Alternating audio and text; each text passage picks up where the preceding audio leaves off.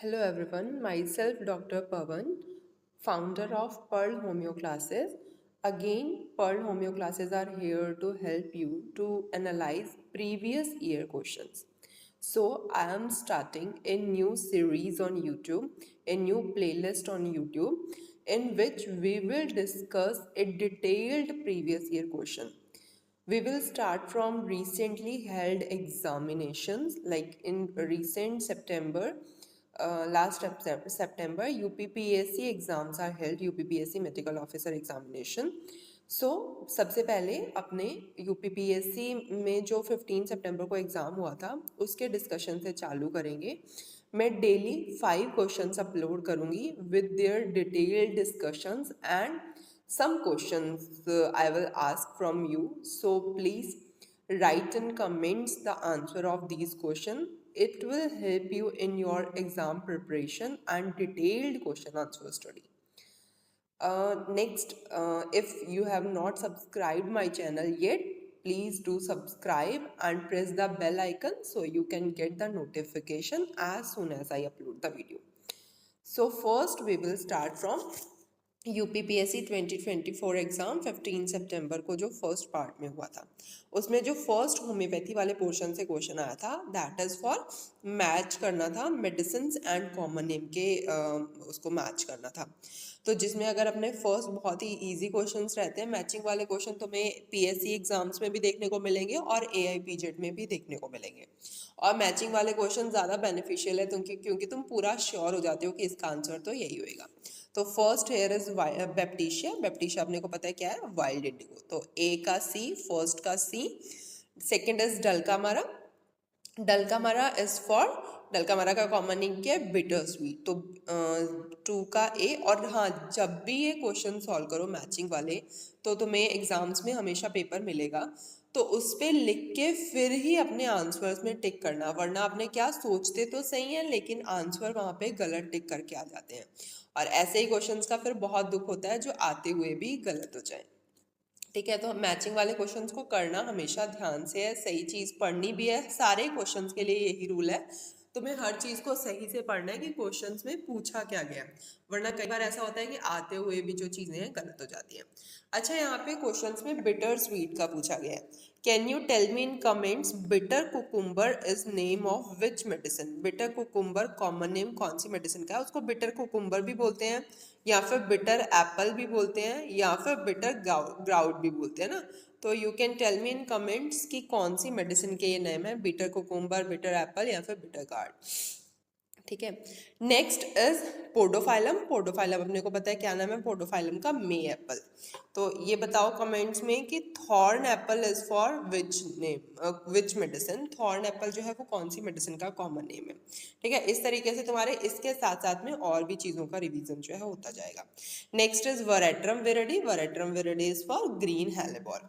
अच्छा, hellebore name से total Allen में 3 मेडिसिन है. One is green hellebore which is Veratrum viride.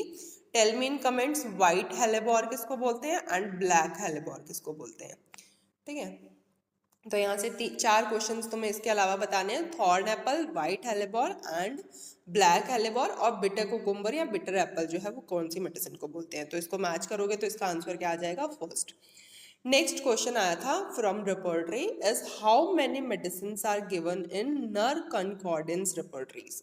तो उसमें टोटल कितनी मेडिसिन है, 408 मेडिसिन है. अगर आपने थोड़ा सा पढ़े इसके बारे में तो कंकॉर्डेंस में अपने को पता है, कंकॉर्डेंस में रिपोर्टरीज कौन सी, ऐसी रिपोर्टरीज जो प्योर रिपोर्टरीज है, जो जैसा प्रूवर ने बताया वैसी एज इट इज जो है लिखी हुई है. ठीक है, इसमें कोई भी चेंज नहीं करा गया है, कोई भी स्पेशल रूब्रिक नहीं बनाए गए, डायरेक्ट सिम्टम जैसे पेशेंट्स ने बताए वैसे ही लिखे गए हैं, इसीलिए इनको प्योर रिपोर्टरीज भी बोलते हैं.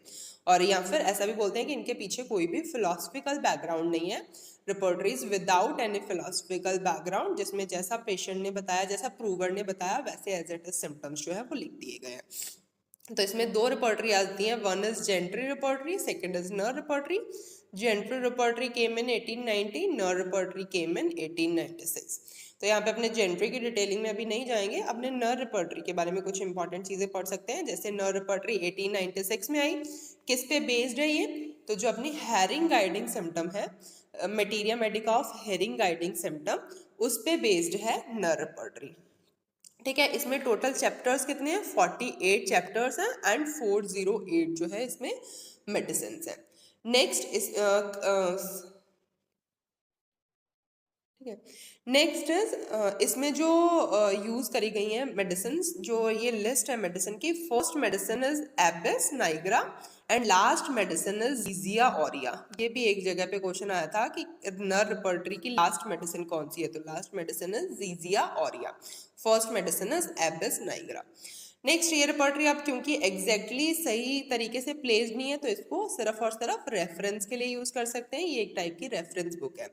और जो अरेंजमेंट है वो अल्फाबेटिकल अरेंजमेंट है। इसमें जो फॉलो करी गई है ग्रेडिंग फॉलो करी गई है नर रिपर्टरी में, टोटल 4 ग्रेडिंग है, जो जैसी कि अपने मटेरिया मेडिका में अगर तुमने पढ़ी होगी हेरिंग गाइडिंग सिम्टम की मटेरिया मेडिका में, कि single bold line, double bold line, single thick line या फिर डबल थिक लाइन भी बोलते हैं, और सिंगल लाइन, थिन लाइन और डबल थिन लाइन ये भी बोलते हैं। तो इन चारों का मीनिंग देख सकते हो कि इसमें इनका कौन कौन से सिम्टम्स हैं इसमें। नेक्स्ट, इसमें टी वर्ड का यूज करा गया फॉर टॉक्सिकोलॉजिकल सिम्टम। पाई देख सकते हो किसके लिए यूज करा है, परपेंडिकुलर लाइंस का किसके लिए यूज करा है इसमें, ठीक है, और थीटा वर्ड का भी यूज करा हुआ है, तो थीटा का किसके लिए यूज करा है, तो ये चीजें इसमें तुम ऐड ऑन कर सकते हो खुद से। अगर किसी को नहीं पता होगा you can ask in comments, I will tell you. Next question is warden test. Warden test का जो क्वेश्चन आया है तो ये किसके लिए डेमोस्ट्रेट करने के लिए करा जाता है वर्डन टेस्ट? ये एक टाइप का फॉरेंसिक टेस्ट है जिसमें अपने क्या चेक करते हैं, मतलब जो बच्चा पैदा हुआ है वो लाइव बॉर्न है या फिर स्टिल बॉर्न जो है बच्चे की, मतलब जो बच्चा है पैदा हुआ है, कि ड्यूरिंग डिलीवरी प्रोसेस उस बच्चे की डेथ हो गई या फिर जो बच्चा पैदा हुआ है वो लाइव है कि नहीं है। तो इसमें बच्चे के लंग्स, बच्चे के स्किन, बच्चे का कुछ कुछ टेस्ट करके चेक करा जाता है कि बच्चा इज लाइव बॉर्न और स्टिल बॉर्न। ठीक है, तो ये किसके लिए हो गया? लाइव बर्थ को चेक करने के लिए, लाइव बर्थ या फिर स्टिल बर्थ में डिफरेंस करने के लिए टेस्ट है। तो यहाँ पे ऑप्शन के हिसाब से क्या हो गया? It is for to demonstrate live birth. Next question is from immunization कि dose for immunization of adult for diphtheria is, तो जो यहाँ पे LF दिया हुआ है, LF word is used for limit of flocculation. तो जितने भी जो टॉक्सॉइड से वैक्सीन बनती हैं, जैसे डिप्थीरिया है वो डिप्थीरिया टॉक्सॉइड से बनती है, जैसे टेटनस है, टेटनस भी किससे बनती है? टॉक्सॉइड से बनती है। ऐसी जो भी मेडिसिन हैं जो टॉक्सॉइड से जिनका प्रिपरेशन हो रहा है उनके लिए एक अपने यूनिट यूज करते हैं, दैट इज LF, की उनके 0.5 ml में कितना फ्लॉकुलेशन, मतलब डिप्थीरिया की जो डोज है उसकी 0.5 ml में अपना कितना फ्लॉकुलेशन करवाएंगे। तो limit of flocculation is for LF। जैसे यहाँ पे किसका क्वेश्चन आया? डिप्थीरिया के लिए, तो डिप्थीरिया के लिए लिमिट कितनी होती है? 1 to 2 LF अपने कर सकते हैं। यही अगर अपने इसके लिए टेटनस के लिए बात करें, टेटनस टॉक्सॉइड के लिए LF कितना होता है? It is 5 LF for tetanus toxoid. ठीक है, डिप्थीरिया की वैक्सीन की इम्यूनाइजेशन, नेशनल इम्यूनाइजेशन शेड्यूल से रिलेटेड अगर अपने एक दो चीज़ें इंपॉर्टेंट यहाँ पे डिस्कस करें तो अपने को पता है डिप्थीरिया की जो वैक्सीन है वो किस तरीके से दी जाती है? पेंटावेलेंट वैक्सीन के साथ में मिक्स करके देते हैं। तो पेंटावेलेंट जो वैक्सीन हैं उसमें कौन कौन सी आती है? तो one is DPT, diphtheria, pertussis and tetanus. Next hepatitis B, and third is haemophilus influenzae. इन पांचों को मिला के वैक्सीन दी जाती है जिसको अपने बोलते हैं पेंटावेलेंट वैक्सीन। और ये पेंटावेलेंट वैक्सीन जो है इसका टाइमिंग क्या रहता है, कब कब देते हैं? तो पेंटावेलेंट वैक्सीन का time is for 6, 10 and 6 weeks. First dose इसकी 6 वीक पे दी जाएगी, सेकेंड 10th वीक पे, एंड थर्ड 14th वीक पे इसकी जो है 3 डोजेज जो दी जाती हैं सबसे पहले। फिर DPT के लिए DPT के बूस्टर भी दी जाते हैं, ये तो पेंटावेलेंट में पांचों दी जा रही हैं, एंड फिर DPT के अलग से बूस्टर भी दिए जाते हैं। तो DPT का फर्स्ट बूस्टर जो है वो 16 से 24 मंथ्स में दे सकते हैं, एंड सेकेंड बूस्टर जो है वो 5 to 6 ईयर्स में दिया जाता है।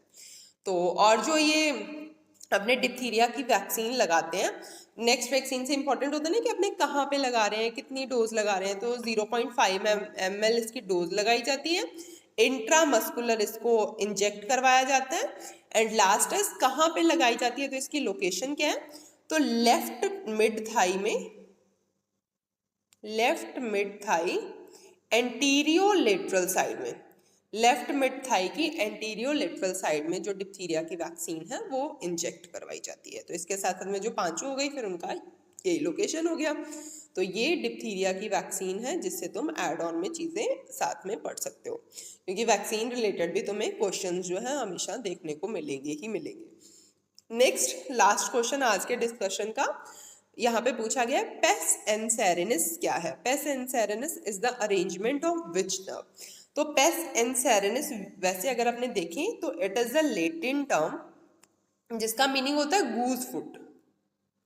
ठीक है, गूज फुट मतलब जैसे नहीं वो होता है एक गूज, एक वैसे वो है बर्ड है उसी जिस गूज अगर नहीं देखा होगा तो जैसे बतख आपने जनरली देखी होती है ना, तो जो व्हाइट वाले हंस होते हैं बतख होते हैं उनके पैर अगर तुमने देखे होंगे तो उनके पैर कैसे होते हैं, एकदम फैले हुए और उनमें आपस में ऐसे कनेक्टेड रहते हैं ना, ऐसे वाले पैर होते हैं उनके।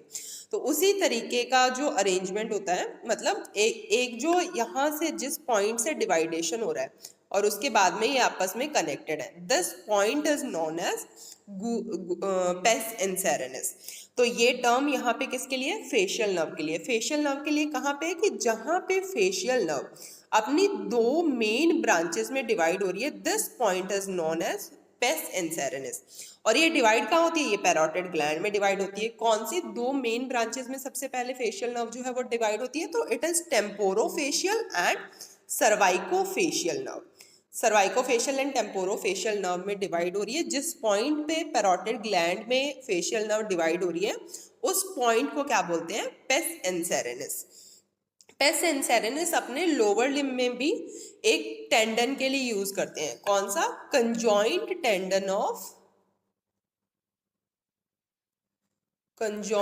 Tendon of sartorius gracilis and semitendinosus muscle. इन तीनों मसल्स का जो कंजॉइंट टेंडन होता है जिसका इंसर्शन कहाँ पे होता है, टीबिया की प्रोक्सियोमीडियल साइड पे जिसका इंसर्शन होता है, प्रोक्सियोमीडियल साइड ऑफ टीबिया पे इस कंजॉइंट टेंडन का इंसर्शन होता है। इस कंजॉइंट टेंडन का भी लुक कैसा होता है, इसी तरीके का ही होता है, पेस गूज फुट जैसा। तो इसीलिए इसको भी क्या बोलते हैं, पेस एनसेरेनस पॉइंट बोलते हैं। इन तीनों मसल के कंजॉइंट टेंडन को भी पेस एनसेरेनस वर्ड बोलते हैं। तो दो जगह पे है पेस एनसेरेनस से रिलेटेड तुम्हारे लिए, one is in facial nerve, second is conjoint tendon of sartorius gracilis and semitendinosus. और इसका इंसर्शन हो रहा है मीडियल साइड ऑफ टीबिया पे। तो इसका मतलब ये क्या करेगा, नी जॉइंट को सपोर्ट करता है at medial side of knee joint. तो support pes inserenus tendon supports medial side of knee joint. Yes, so that's all for today. So like this we will do quick revisions and a comparative discussion of previous year exams from today onwards. So subscribe my channel and share my channel to all your colleagues, your friends, your junior. Thank you so much. Thank you for your support.